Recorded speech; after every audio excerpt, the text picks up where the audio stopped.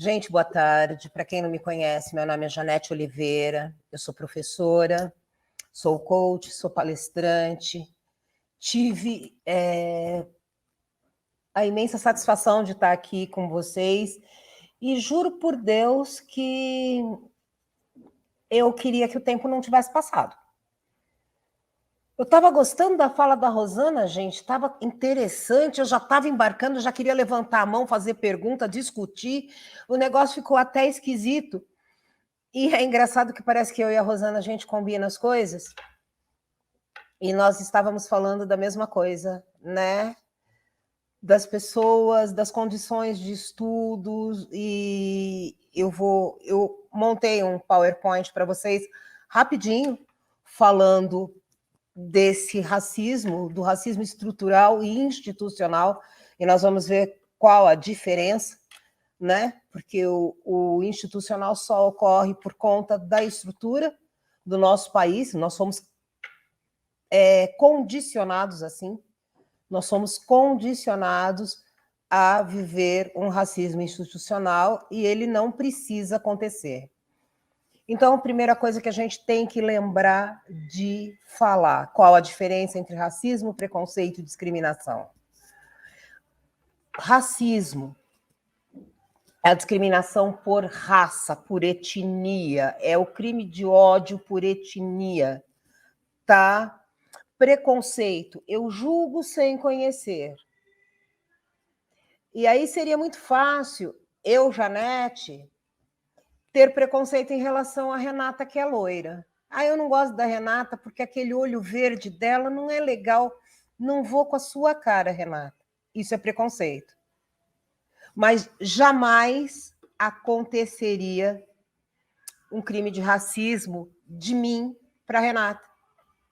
Por que isso não vai acontecer? Porque a raça subjugada sempre foi a raça negra. Então, não existe, gente, é bem legal a gente deixar isso claro, não existe racismo reverso. As pessoas falam, mas eu estou sofrendo racismo reverso. Não, você não está. Você pode estar sofrendo preconceito, você pode estar sendo discriminado por uma atitude, Beleza. Racismo reverso, nunca. Não vai acontecer. E as pessoas ainda têm esse hábito, né, de achar que isso acontece. Realmente, a nossa a escravidão foi pseudo-abolida em 1888. Só que quando os negros tiveram acesso a essa liberdade forçada, né? Porque eu acho que a liberdade verdadeira ela é natural, ela é inerente ao ser humano, você não pode impor, olha, a partir de agora você está livre. Não, eu nasci livre, eu sou livre. Eu tenho o meu direito de ir e vir, eu tenho o meu direito de escolha, eu tenho o meu direito a não. E isso deveria ter sido sempre assim, mas não é. E até hoje não tenho o direito de ir e vir, porque a partir do momento que meu filho sai de casa e eu falo para ele, olha, carrega seu RG, leva a sua carteira para mostrar que você não é vagabundo. Você só falta falar para ele, olha, leva comprovante de endereço, seu olerite, porque tem que mostrar que você é um trabalhador, que você é uma pessoa que, independente da sua cor, credo, você tem uma família por trás de você, você tem uma estrutura por trás de você, você não está no mundo a passeio, você não veio por acaso e não é a sua cor que te faz um marginal. Mas sim, a sua cor te faz um marginalizado, porque ele te coloca à margem da sociedade. Ela não faz de você um marginal, mas ela te coloca à margem de uma sociedade. De uma sociedade que não respeita teu direito, de uma sociedade que vai te seguir dentro de uma loja, que vai chamar a polícia para você, se você tiver com uma criança branca, por exemplo, e já aconteceram casos, e nós sabemos, do pai ser hostilizado, né? De onde você tirou essa criança, de onde você roubou essa criança. E aí eu lembro um fato que aconteceu comigo, quando as minhas filhas eram pequenas, a minha filha caçula fez 28 anos e foi muito engraçado. O meu esposo, ele trabalha no Tribunal de Justiça, que na época era Tribunal de Alçada Civil. E tinha uma mãe, e a perua saía da frente do tribunal às 11 horas da manhã. E tinha uma mãe que todo santo dia chegava atrasada, mas todo dia ela chegava atrasada. E a chefe dela tinha dito que a partir do momento que ela chegasse atrasada mais uma vez, ela não ia entrar. E ela chegou e a perua já estava saindo. Então ela teria que ir lá na Vila Mariana, quem conhece São Paulo sabe, levar esse bebê. E ela começou a chorar. Eu não tive dúvida. Eu catei a criança do colo dela e falei para ela: me dá aqui essa criança. E saí correndo atrás da perua, porque eu sabia que eu ia conseguir pegá-la no Largo São Francisco. Enquanto o tio da perua daria a volta pelo Largo São Bento, eu pegaria no Largo São Francisco. E consegui, né, entregar a criança depois. Eu parei e pensei no que eu tinha feito. Aí eu comecei a chorar. Por que eu comecei a chorar? Porque a criança era branca. Vocês já imaginaram o que poderia ter acontecido comigo, fugindo com uma criança no colo, que era uma criança branca, quando o intuito era só ajudar a mãe? Né? Então aí eu penso, qual é a situação que o negro se coloca? Aliás, que ele se coloca não, que ele se vê, que ele é colocado. Como fugir disso? Porque desde que acabou a pseudo, desde que nos foi ofertada a pseudo-liberdade, as condições continuam sendo subhumanas. Olha o caso daquela senhora que foi libertada depois de 60 anos de trabalho forçado, né? E a família dizia que era boa para ela. A coitada dormia num sofá, jogada num canto, e teve vergonha de conversar com a repórter, porque ela não se sentia digna de estar conversando com uma mulher branca, que a mulher branca era bonita. Olha onde isso nos coloca, né? Até 1988, nós éramos escravizados, mas trabalhávamos. A partir do momento dessa pseudo-libertação, o que acontece? Nós fomos vistos como preguiçosos, vagabundos, vadios, fazemos corpo mole, né? É essa visão que se tinha. E aí, o que acontece? Quando o Brasil começa a perceber seu Estado de Direito, percebe que acabou a mamata, né? Acabou o trabalho forçado, o que a gente faz? A gente vai dar um emprego para aquele negro? Não. Em 1834, criou-se uma lei onde se impedia o negro de estudar. Por isso a importância das cotas, que a companheira Rosana estava falando. Desde 1834, nós fomos proibidos de estudar. 1850, nós não podíamos adquirir terra. E aí, em 1888, vem a Lei Áurea, mas somos jogados, nós não fomos libertados, nós fomos jogados às traças, à margem da sociedade. E aí, em 1889, vem a Lei do Capoeira, que nos impedia a prática da capoeira e de cultos religiosos, porque, na verdade, o que se queria impedir era o ajuntamento de negros na rua. Por quê? Porque nós começamos a conhecer o nosso papel. Nós começamos a nos perceber em colônias novamente. Nós poderíamos nos juntar e adquirir força. Então, nós éramos um perigo. Nós éramos um grande perigo. Nós não tínhamos direito à terra, nós não tínhamos educação, nós não tínhamos a trabalho, porque, como a companheira Rosana disse, vieram os imigrantes, né? Aí vieram os italianos com direito à casa, com direito à participação na fazenda, e os negros continuaram às margens. Por isso as grandes formações de favela, porque eles foram para os morros, que era onde a milícia não ia. Onde nós conseguíamos nos juntar em sociedade. E até hoje, a grande parte, a maior parte dos habitantes das comunidades brasileiras são negros, né? E aí a gente começa a falar da opressão estrutural, que significa os mais variados níveis da sociedade. Em 2016, dados do IBGE apontam que entre os 10% mais pobres da população brasileira, 78,5% são pretos.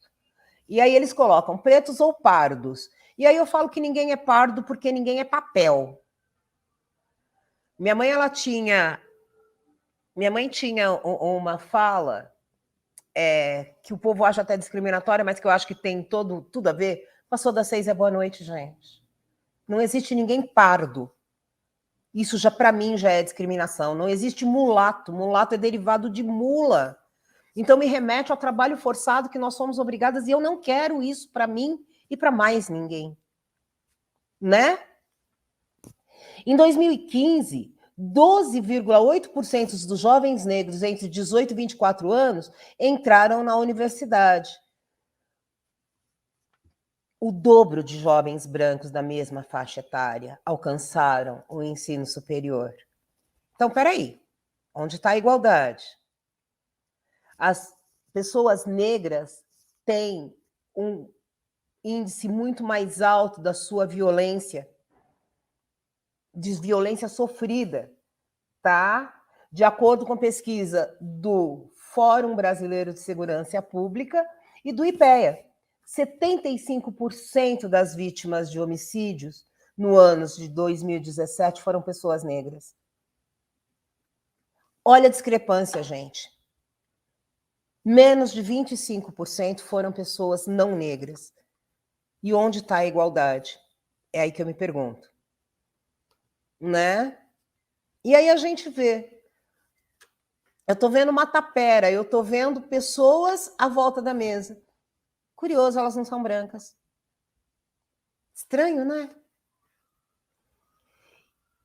E aí, o que eu vejo? Que de maneira menos indireta, o racismo institucional é a manifestação do preconceito por parte de instituições públicas ou privadas. Ou seja, no serviço público tem racismo, sim. No serviço privado tem racismo, sim.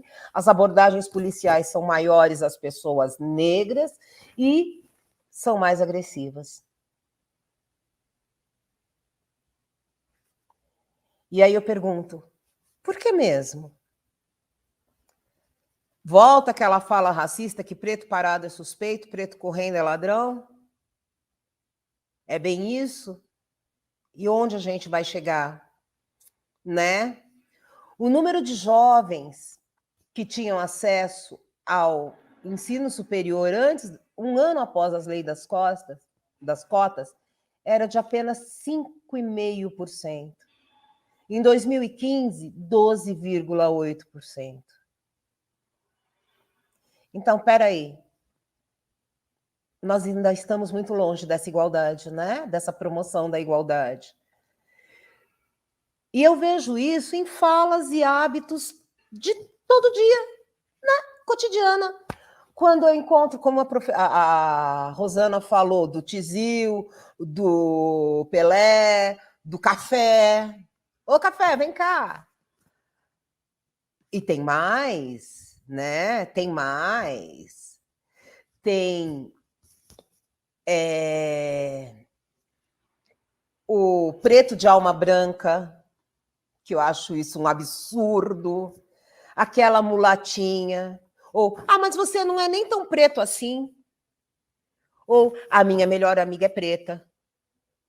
Gente, peraí. Onde é que está essa igualdade? Onde está a aceitação? Até a palavra denegrir. Mas fica denegrindo a minha imagem. O que é denegrir? É tornar negro. É escurecer. Por que não pode estar branqueando a minha imagem e me fazendo uma coisa ruim? Por que está tudo tão acessado? Uma coisa atrelada à outra.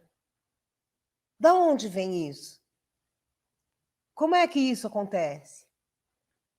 E aí a gente tem algumas ações, sim, que dá para serem praticadas para que se possa combater o racismo nas organizações. Primeiro, as lideranças têm que estar engajadas nesse processo. Elas têm que reconhecer que o preto tem direito a ocupar o seu lugar, e é o seu lugar de direito.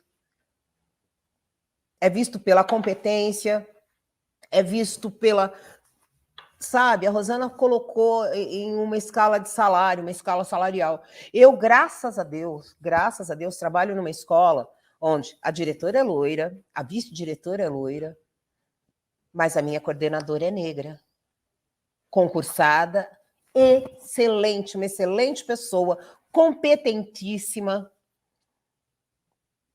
E aqui o tratamento é uniforme, mas nem sempre foi assim.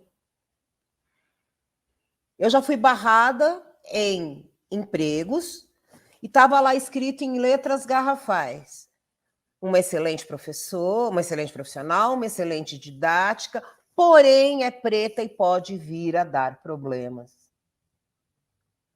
Oi? Por quê? Quando eu aluguei a casa que eu estou morando agora, depois do contrato totalmente assinado, tal, tudo bonitinho, o dono da imobiliária chegou para mim e para o meu marido: ah, então tudo bem, tudo resolvido, está tudo assinado, tá. Ah, uma pergunta, vocês não vão me dar qualquer tipo de problema não, né? Eu quase rasguei o contrato e fiz o cara comer. Faltou muito pouco. É que o meu marido me segurou. Mas por que o preto tem que dar problema? Então, é necessário, sim, que os nossos líderes empresariais comecem a se engajar nessa causa, assim como a Renata está fazendo, como eu vi a Gil fazer. É muito importante. É importante uma educação antirracista. A equidade, a diversidade, a inclusão são pilares importantíssimos para a educação. E dentro da temática de inclusão social, colocar o negro no seu lugar, nem além nem aquém de ninguém. Simplesmente igual. É extremamente importante que nos programas de empregabilidade haja espaço para que os negros, os pretos, possam ter um processo de seleção mais justo. O Magazine Luiza é uma das empresas, desculpa a propaganda, tá? Mas é uma das empresas que se voltou para isso, se abriu, tem uma política pública de contrato só para pretos. Só que também me preocupa um pouco, porque eu acho tão legal quando colocam os pretos em todas. Vocês podem notar que virou moda, né? Os pretos estão na maioria das propagandas da televisão. Por quê? Porque ele está sendo aceito na sociedade? Não, é para um falar: olha, eu estou fazendo a minha parte, tá? Mas até onde isso está sendo honesto? Até onde isso está sendo honesto? Né? Temos que ter políticas e práticas públicas para que nós tenhamos uma comunicação inclusiva e não violenta. Nós temos que ter um outro tipo de linguagem, nós temos que treinar a população. E nós temos, sim, que criar grupos de afinidade. Como nós temos os grupos negros, temos o GLE10, temos vários outros grupos. Eu esqueci o nome temos a Universidade Zumbi dos Palmares e tal. É necessário que pessoas brancas e não negras sejam associadas aos grupos de pessoas pretas para que isso possa se fortalecer, né?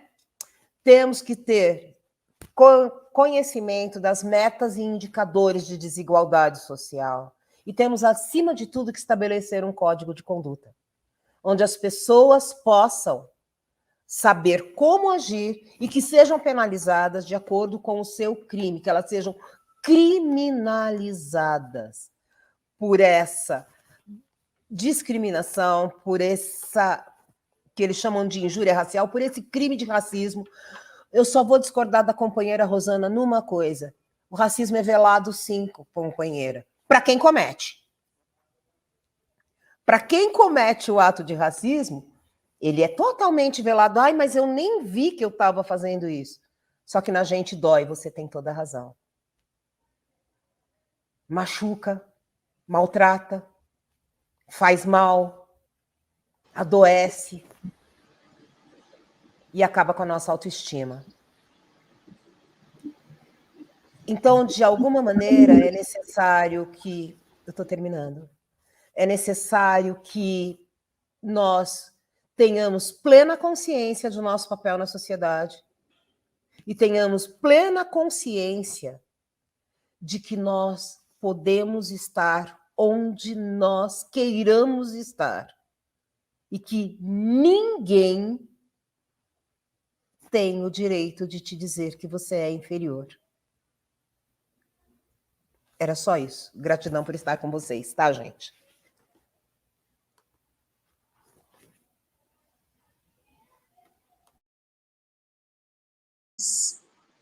Tá saindo som aqui? Eu achei que eu tava sem som. Nossa, é demais, assim, pensar, né? Ai, Janete. Gente, vai ter que ser tudo muito rápido, porque, na verdade, eu estou roubando tempo de aula, né? Eu adoro isso, mas tudo bem. Respondendo a pergunta da Giovânia, sabemos que temos a política... A gente também está adorando você aqui com a gente. Eu amo estar com vocês, gente, é sério. Sabemos que temos a Política Nacional de Saúde da População Negra. Como faremos para que essa política seja implementada de fato na saúde? Criando políticas, sabe, que garantam essa segurança. Nós temos que nos assegurar implementando formações, implementando leis, projetos de leis, e isso vai ter que acontecer, então nós vamos ter que... Lembra que eu falei das lideranças e dos engajamentos? Nós vamos ter que modificar estruturas, trazer esses engajamentos para nós, e é um passo de formiguinha. Existe a política de saúde, mas isso tem que ser implementado de fato a partir da conscientização e da legalização, sabe? Porque lei é cumpra-se. É simples assim. Enquanto eu ouvi dizer que tem, eu vi, eu soube que, e não se tornar uma exigência legal que o preto tenha um atendimento de qualidade, que essa política seja implementada para cuidar da saúde dos pretos, mães pretas vão morrer de violência obstétrica, pessoas morrerão por conta da falta do conhecimento sobre anemia falciforme, mulheres vão cometer suicídio por simplesmente não terem mais sua autoestima, tá? Por doenças como a alopécia, como a desidrose, e as pessoas não reconhecem. O Clóvis perguntou o que fazer quando o racismo vem do nosso próprio irmão de cor. Então, a Rosana falou muito bem, tá? Não dá para um preto oferecer racismo contra o outro. Assim, eu concordo com a Célia está dizendo que nós não podemos nos fazer de vítima. Não, nós não somos vítimas. Tá? Nós não nos fazemos de vítima. Nós nos tornamos vítimas quando as pessoas nos colocam num lugar que não é nosso, e denunciar nós precisamos, mas como eu estava falando, um irmão de cor ele não faz isso. Ele vai te discriminar. Ele vai até ter preconceito contra você. Mas ele nunca vai ter um ato de racismo contra você. Porque racismo vem de uma raça sobre outra. Então, isso não vai acontecer. Ele vai te discriminar, por quê? Porque ele acha que ele poderia estar no lugar que você está, porque ele acha que você foi favorecido de alguma maneira. E aí eu acho que o negócio é parar, chegar no cara e, chega junto. Vamos lá. O que é que está pegando? Me conta. O que é que está de verdade acontecendo? E nesse de verdade acontecendo, você vai conseguir chegar num acordo de coexistência. Olha, é o seguinte, você não precisa gostar de mim, eu não preciso gostar de você me respeita, eu te respeito, coexistimos, enfim, estamos no mesmo espaço. E é isso. Ninguém é obrigado a gostar de ninguém, gente. Ninguém é obrigado a aceitar ninguém. Mas é obrigado a respeitar as pessoas. Ainda que eu não goste de você, eu te respeito, porque você é uma pessoa, tá? Isso eu coloco. Aí, como o racismo está presente na relação do trabalho e do serviço público? Simples. Eu vou contar para vocês a história do meu marido. Meu marido é um homem negro que trabalha no Tribunal de Justiça, que trabalhava no Tribunal de Alçada Civil, e teve uma época, antes de ir para o Tribunal de Justiça, que as pessoas, os mais antigos, começaram a subir de cargo e se tornarem diretor de informática por regiões, e ele foi o último a ser promovido. Será por quê? O que será que aconteceu? Eu fui coordenadora numa escola onde a maioria dos professores, o diretor, a diretora, que era minha amiga, era loira, a vice-diretora, que já era amiga dela antigamente, fez tudo o que ela pôde para que eu me desligasse da escola. Por que será? Então, eu acho que fica claro, né? Não preciso mais nem discutir. Você vai ser subalternizado sempre que possível. Isso sempre que possível. Tá? Aí tem a Luna que coloca do racismo e machismo. E aí eu vou lá, Luna. Posso ler as perguntas, essas duas últimas que chegaram? Pode sim. Posso não? E chegaram essas duas últimas perguntas, já que você vai estar na disposição de responder. Eu acho legal, porque né, a gente quer aproveitar esses minutinhos aqui. Então, a secretária de Saúde do Trabalhador do Centro de Saúde, né, a companheira Janaína Luna, que ela fez o comentário, né, de quando quando criança, ouvia sempre os amigos do meu pai dizer: quando essa menina crescer, vai dar trabalho. Essa foi uma frase que me torturava durante a infância, pois nenhuma criança quer dar trabalho para os pais. Com isso, pergunto. Nesse sentido, pergunto aos palestrantes o quanto o racismo e o machismo ligados no sentido da apropriação dos corpos das mulheres negras. Nesse sentido, pergunto aos palestrantes o quanto o racismo e o machismo ligados no sentido da apropriação dos corpos das mulheres negras. E a outra pergunta é do companheiro Rubens Rodrigues da Silva, diretor do Centro de Saúde na região de Osasco. Ele perguntou aqui como acabar com o preconceito e o racismo com os negros que são jogados em condições de pobreza, sem ter oportunidade de sair dessa condição de vida. Bom, eu vou colocar aqui duas coisas. Uma, racismo e machismo ligados no sentido da apropriação dos corpos das mulheres pretas. Sempre existiu. E aí é onde eu vou lá no caso da mulata. Eu volto a bater nessa tecla.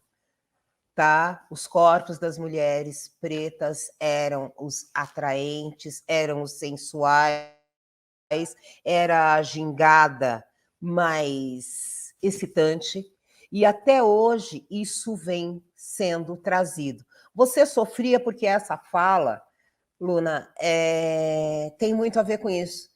Por que você daria trabalho? Porque possivelmente você é uma mulher preta, linda, tem esse andar sensual, essa gingada sensual, e infelizmente esse amigo do seu pai, desculpa a expressão, mas era um macho escroto, né? E isso, infelizmente, ainda está longe de acabar. Mas é aquilo que eu falo, é a gente continuar lutando, é mostrar que nós não somos as reprodutoras, que nós não somos as ancas, que nós não somos as mulatas, que acima de tudo nós temos cérebro. E que nós podemos ser quem nós quisermos, fazer o que nós quisermos.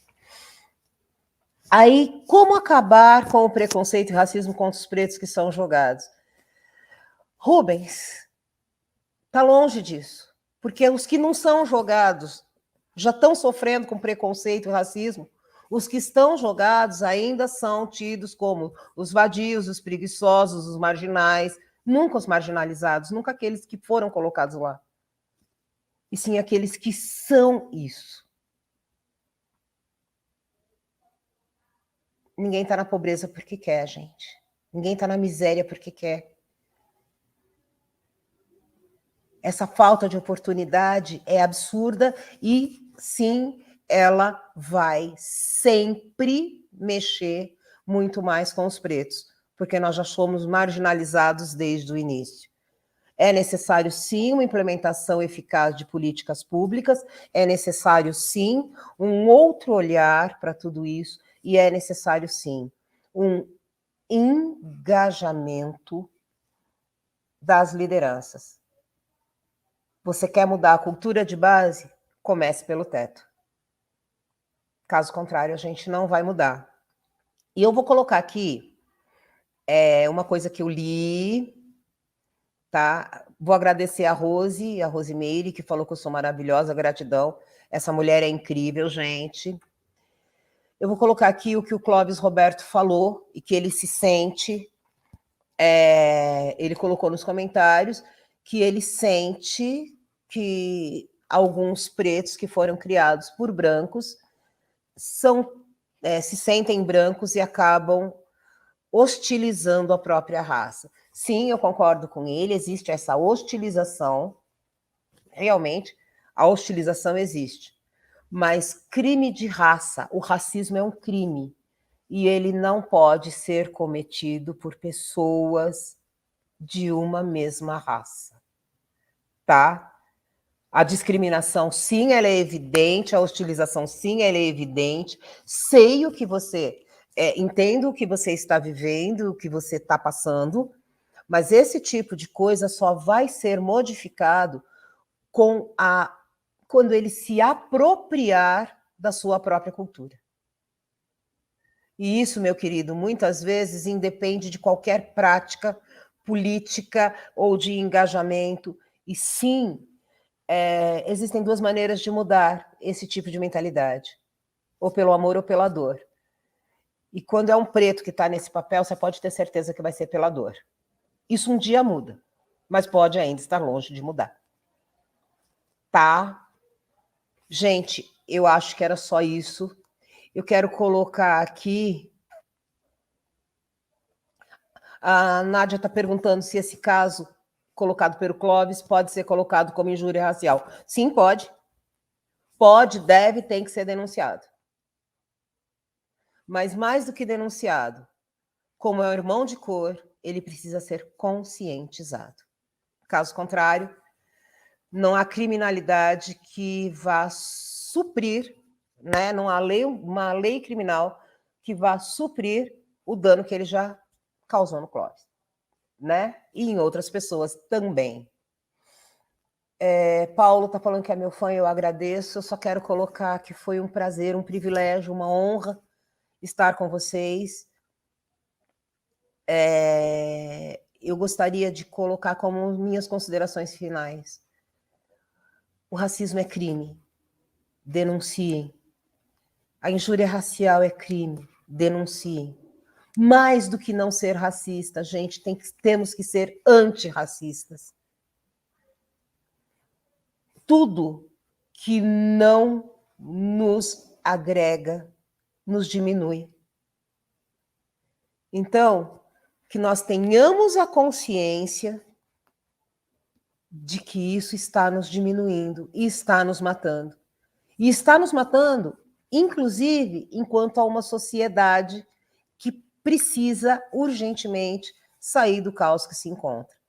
Porque enquanto não houver essa interação de olho no olho, de igual para igual, entre raças, nós somos uma sociedade doente, fadada a nos matar.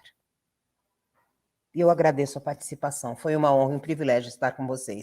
Boa noite, gente, que eu tenho que sair correndo também, porque eu vou trabalhar. Eu tenho que trabalhar antes que alguém me mate. Nossa, muito obrigada, Janete. O privilégio é nosso de estar aqui